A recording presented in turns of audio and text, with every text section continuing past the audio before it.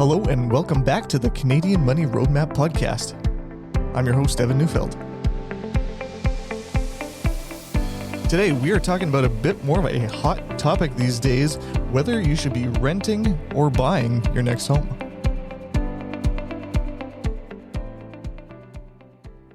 Jordan, this is an interesting topic today. This is something that is showing up in headlines all the time, especially as interest rates are going up. People are thinking about it. Houses are more expensive than they ever have been. So I hope you've got all the answers today. Can we count on you for that? Oh, absolutely. I got them all. So listen up here. Perfect. Let's go. The real reason that we want to talk about it today is that because it's becoming such a popular discussion, or let's call it a necessary discussion, is that the median cost of a home is going up like crazy. Yeah, it's interesting. Just a quick number here to kind of set the framework. In the 1970s, the median cost of a home was about 3 times the median family or household income. And in 2021, it was 6 times. So in about 40, 50 years there, we can see that it's almost doubled in relative terms from, the cost of the home compared to your income. And so that's a significant increase. And we can kind of see how it's becoming maybe harder for people to get into the home ownership game. Yeah, this is objectively a metric that deals with affordability. It's like, well, inflation drives up prices, and it's like, yeah, okay, that's fine. But if your income keeps up with it at the same rate, then we can continue to have the same conversation. But if the price of a home goes up at twice the speed of your income, something's got to give. Yeah, it becomes less affordable, I guess, in simple terms. Okay, so the benefits of home ownership are pretty well widely known and accepted. So today, we wanted to maybe give a little bit more of the other side of the coin. We can talk about some of the benefits of owning as well. So this isn't a you should be renting instead of buying, but if you're having this conversation, the arguments in favor of renting are fewer and far between. So maybe this podcast can be an additional resource for you as you're trying to determine what is most realistic for you when determining where you should live. Yeah, I think that's a good summary, Evan. Just to kind of follow up on, the joke to start there, we don't have the answers here. I think this is very much, it depends on your situation sort of question. However, there are definitely some standard considerations and questions that you can be asking as you go through this process of should I rent or should I buy that are going to be applicable to pretty much everyone as they're trying to navigate this. Perfect. Let's start with location. It matters. It does. It really does. Have you ever rented in a bad location or a particularly good location? We rented a few different places. One was a basement suite, nice new clean space. It was nice. We also rented an older apartment, maybe had some little critters that joined us perhaps. And so that, I don't know if that's bad. I'd call that bad, probably. Location's important.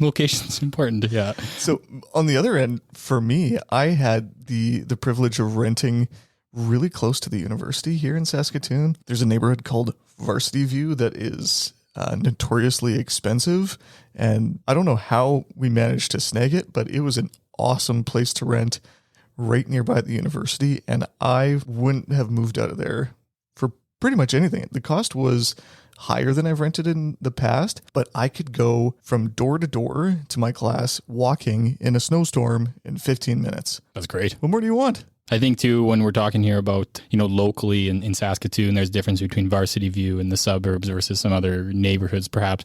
But as we zoom out geographically too, location, Saskatoon versus Calgary versus Vancouver versus Toronto, there's a big difference there on affordability and price of home versus rent, as we all know, but location really matters, and where you're wanting to live makes a big difference.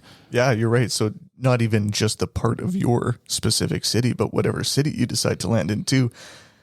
We are perhaps a little bit more biased here, maybe towards buying than the average listener might be, just because we are in Saskatoon and both of us are homeowners, but it is more affordable than the average city in the country. But I know you, listener, are maybe finding yourself in Toronto or Vancouver or Calgary or places that are a little bit more expensive. So maybe take some of these thoughts with a grain of salt, or try to apply it to your situation anyways, and just start to ask yourself a few more questions. So to summarize the location aspect, could I have owned as a student in the prime real estate here in Saskatoon? No, it's not even an option. But was my life objectively better by renting there? Absolutely. So maybe consider your personal stage of life and whether being close to work, close to family, something like that is actually more important than just owning. So looking into your personal situation a little bit more, what are some of those other factors that you want to consider before pulling the trigger on buying a home? Yeah, one thing I think you'll want to look at is your current debt and debt levels. Typically, home ownership comes with a mortgage, which includes leverage, where we're borrowing money for the purpose of buying a house. If you have other debt at potentially a higher interest rate than your mortgage rate, potentially much, much higher, in the case of a credit card, for example, that would be one thing to consider, I guess, maybe for paying down that higher interest before you take on more debt in the form of a mortgage. Yeah, it can be hard to even qualify for a mortgage if you have too many payments going elsewhere first. So your lender will realize that you have limited cash flow, that as we all do. And then where's that cash flow going to go? And that's your debt servicing requirement there. So on the other end of that coin is the stability of your income. If you've changed jobs recently, or if you're in commissioned sales role or something like that, where your income fluctuates a lot, that might make it very difficult to qualify for a mortgage for the purpose of buying. I think another interesting personal situation is flexibility. This kind of comes back to the stage of life point that you made, Evan, but how likely will you want to move in the future? Are you ready to settle down? As a student, you're maybe still figuring out what career looks like and where you're going to end up and all that sort of thing. So flexibility is perhaps more important, but as time goes on, maybe your family's growing, you feel more settled in a community and a place. And so maybe that conversation changes, but if flexibility is important to you, you lose that with home ownership. You are a little bit more tied down, and it's harder. It's not impossible, of course, but it is harder to switch where you're living if you own that place. And more expensive. We're going to get into that a little bit more later. But beyond that, looking at your values.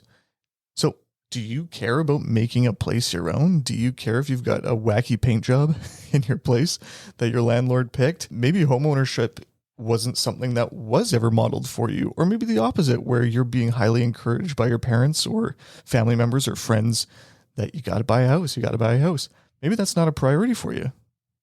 Do you want to plant roots in a community? We don't have the answers to these questions necessarily, but again, like we mentioned at the top, these are just hopefully food for thought questions that you can add to your roster as you're trying to make your decision. Now, this is one of my least favorite comments to hear. There's some merit to it perhaps, but let's talk about the other side of the coin of renting is just throwing money away. Exactly. You should be owning. Renting is throwing it away. So when it comes to owning, any homeowners listening to this podcast right now, start thinking about all the costs that you have as it relates to your homeownership that are just throwaway costs. Things like your insurance, property tax, maintenance, interest, utilities, condo fees, legal and moving costs, closing costs. A lot of those things provide value and they're necessary, but they don't provide any additional value over your situation in renting. Not even close. Yeah, if we're going back to the rent versus buy conversation or comparison, we need to really make sure that we're comparing apples to apples. And if we're doing that, then we need to make sure that we're considering the all-in costs of ownership. And Evan, you touched on a bunch there. Transaction costs, if you're switching homes, are also in there. So we want to need to compare that to the all-in costs of rent. And that might be a rent payment, maybe some utilities, maybe some renter's insurance, but typically that's about it. And all those other things are paid by the landlord or whoever owns the building that you're staying in. Not only paid for, but are the responsibility of, right? So if you're looking at a situation where you struggle to budget, and especially planning for a hypothetical large purchase, like a new roof or maybe a renovation or even smaller things like a new water heater and whatnot, if that kind of stuff happens, if you're in a rental, that's your landlord's problem. Absolutely. So budgeting is a lot simpler because, and even for emergency funds, I've talked about emergency funds a number of times on the podcast, and the number of emergencies that you can have as a renter are way fewer than when you're an owner. Yeah. There's less risk, I would say, involved with renting and ownership. Okay. Now let's look at the other taking side of the the other coin. side here. Yeah. Let's do the other side. Yeah. Go ahead. So when we're calculating the ownership cost, we just need to make sure that the mortgage payments that we're considering, mortgage is a payment of interest as well as principal, though, and that principal is really building equity in your home. And so if we consider the mortgage payment as part of our all-in costs, we need to consider that, hey, we do have an asset here that we are building equity into. And so the Financial posted an interesting study back in 2021, so it's pretty recent. This is going to come out a little bit biased here, but they basically compared a bunch of different markets and housing types here in Canada. There's 278 of them. And when comparing the comparative costs of ownership versus renting, ownership won in 91% of the cases. So it was an overwhelming majority in almost all situations where the true cost of ownership, considering the equity that you are building in your home, was less than comparing it to rent. And so one of the things that they considered there was the appreciation in the value of the home.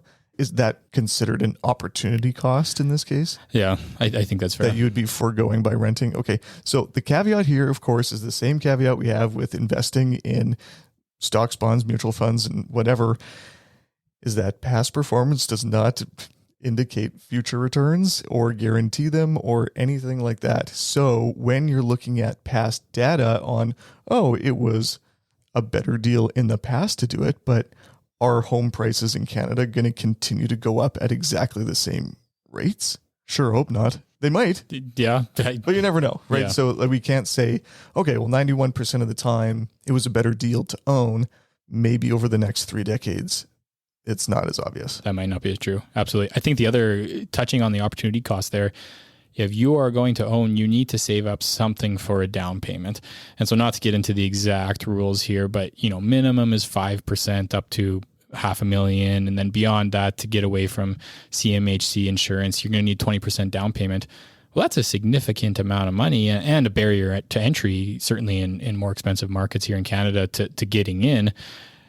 But it also touches on that opportunity cost where if that money is being saved and stocked away for the purpose of a down payment, that means you can't use that money elsewhere, investing, traveling, spending, whatever the case might be. And so just something to consider with ownership. Okay, let's talk about the value of ownership then again, and just the historical value that it actually has provided.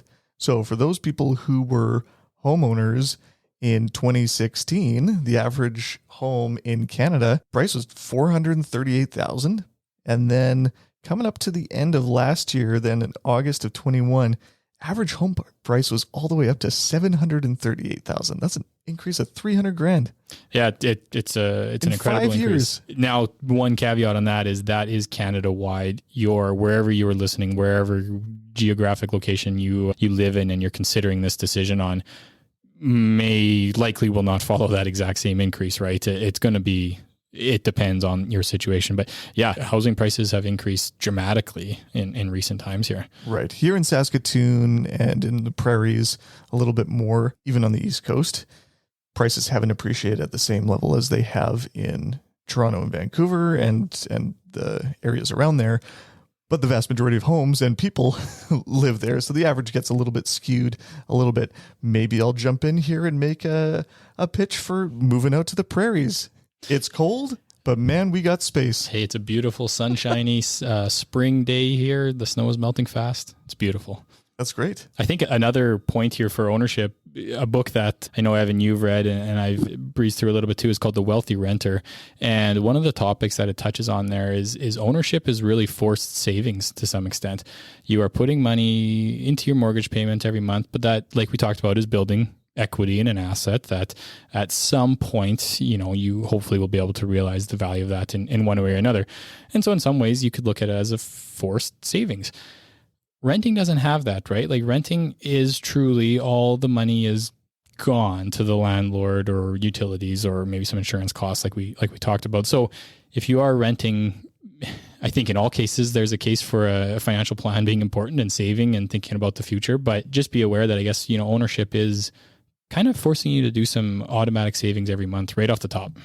That's a good point. And as you've heard on my podcast, and as I've said to clients, that the more you can automate your good habits, the better. So let's talk about the renting situation there. The argument for renting, if the all-in cost of owning is higher, then the opposite is then true, where the all-in cost of renting is likely lower. But what do you do if you're then renting? Say you could afford to buy, but you're choosing to rent. There's a gap there then between what your all-in rent costs and what your all-in ownership would be. And so what are you doing with that money, that difference, I think is very important. If that goes to spending more, that's okay. Like that's totally fine. And in many cases, that's necessary, especially if you have young kids or a single income, things like that. You got to make ends meet. And so renting might be the way to make ends meet. But if you're trying to make the optimal long-term, what increases my net worth the most, you got to be making a really significant decision with the difference between your all-in rent and your all-in ownership cost. Yeah, you need to be diligent with those extra dollars that you have. If you have TFSA room, there might be a good place to put it. TFSA is a great choice. Great choice. Okay, so if we're trying to compare the price of owning to the price of renting, every region is going to have a bit of a different ratio between what is affordable for each and what is common for each. And how do you know then? Is there a number that we can use? Yeah, this is an interesting metric that we'll try and do our best to explain here over this medium. But the price to rent ratio effectively takes the median home price in that area and divides it by the median annual rent, again, in that area. Higher than 21 means that it's cheaper to rent in that area. So San Francisco in 2019, its price to rent ratio was over 50. I think we all know that San Francisco is an expensive place to live. Over 50 is a high number. So we can do this from a Canada perspective as well. We can look at Saskatoon versus Vancouver. There's different median home prices in those areas, and there's different median annual rent. So you can calculate some sort of number. Coming back to the San Francisco example, with a ratio of over 50, for every $1,000 in rent that you'd spend, you'd have to pay $601,000 to buy something comparable. So at $4,000, just simple math, at $4,000 rent per month, that's approximately $2.4 million to buy a comparable property. At that levels, it's cheaper to rent because your mortgage, simply just your mortgage payment on a $2.4 million property well exceeds that $4,000 rent. So we can kind of see how in that case, since it's well over that ratio of 21, you'd be better off, or I shouldn't say that, it's cheaper to rent in that area when comparing to home ownership. Yeah, better off is always the tricky thing because you only know it in hindsight, right? And renting versus buying, you're starting from square one, hoping that you have a good handle on what's going to happen over the next 30 plus years, and you never really know. So when we use a ratio like this, of course, it's not cut and dry. It's not predictive of the future necessarily, but it helps. Rules of thumb, ratios that we can use here, they're just little helpers to improve our decision making. And so this one, the price to rent ratio of 21 might be a good place to start. I'll have a couple of links in the show notes here to take a look at some recent data on the average rental price in most major cities across the country, and then some more data showing the average price of a home that was purchased across Canada. It's a little bit more interactive than the rental one, but you should be able to come up with approximate numbers there that you can use to compare for your city. Okay, let's summarize some of the things that we talked about here. So the first section that we discussed was considering your personal situation. What do you value? What kind of flexibility do you want or need? What is the stability of your cash flow?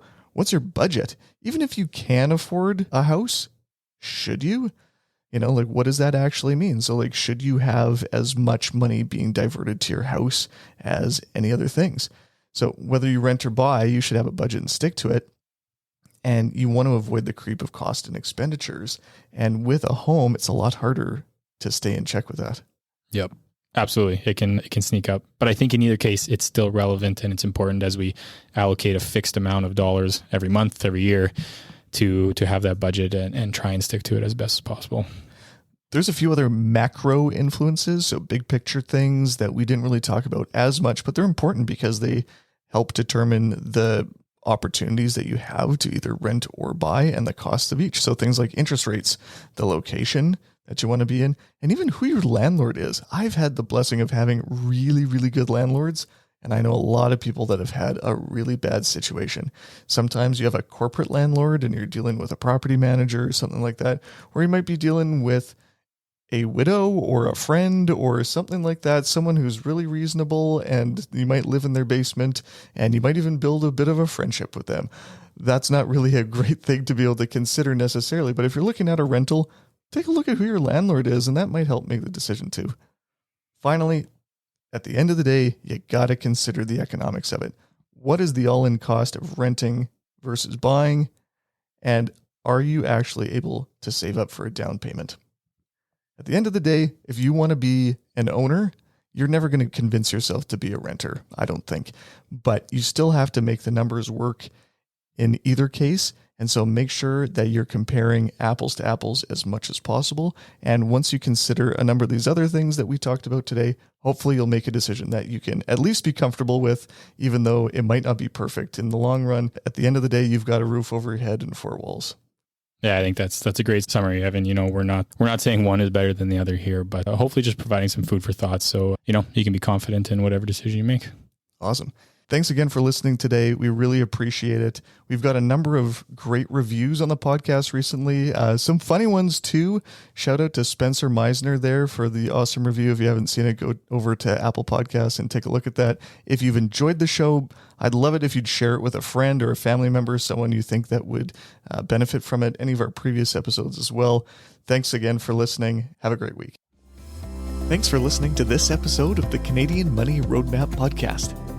Any rates of return or investments discussed are historical or hypothetical and are intended to be used for educational purposes only. You should always consult with your financial, legal, and tax advisors before making changes to your financial plan. Evan Neufeld is a certified financial planner and registered investment fund advisor. Mutual funds and ETFs are provided by Sterling Mutuals Inc.